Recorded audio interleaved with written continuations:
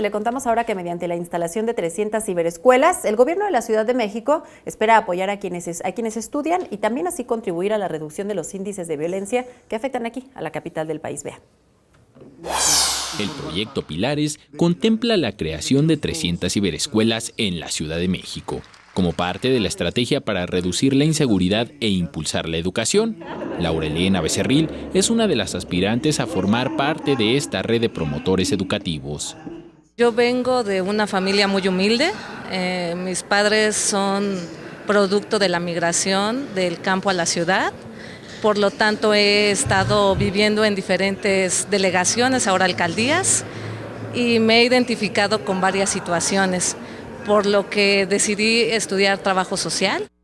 Este programa es una oportunidad para servir a la ciudadanía y de paso obtener un empleo remunerado en su misma colonia o demarcación. Como estamos dentro del perfil y varios estamos desempleados, porque es la verdad, por eso estamos viendo como una fuente de obtener ingresos y de aportar algo a nuestra comunidad. 13,000 personas han acudido con la intención de formar parte de la red de promotores culturales, educativos, deportivos, entre otros. Este segundo filtro de formación busca acreditar a un alto porcentaje de aspirantes. En el caso de Laurelena, su perfil va más enfocado a la lucha de género y con las malas experiencias que ha tenido, ve en los pilares una opción para terminar con la violencia hacia la mujer.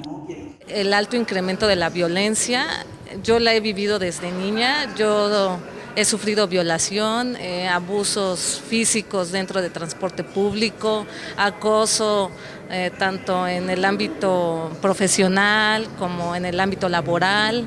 Entonces, eso es algo que hemos normalizado las mujeres y que debemos de detener desde casa. Se espera que para marzo existan ya 27 pilares y terminar el 2019 con 150 instalados en las 16 alcaldías de la capital. Con imágenes de Jesús Arias, Enrique Muñiz, 21 Noticias.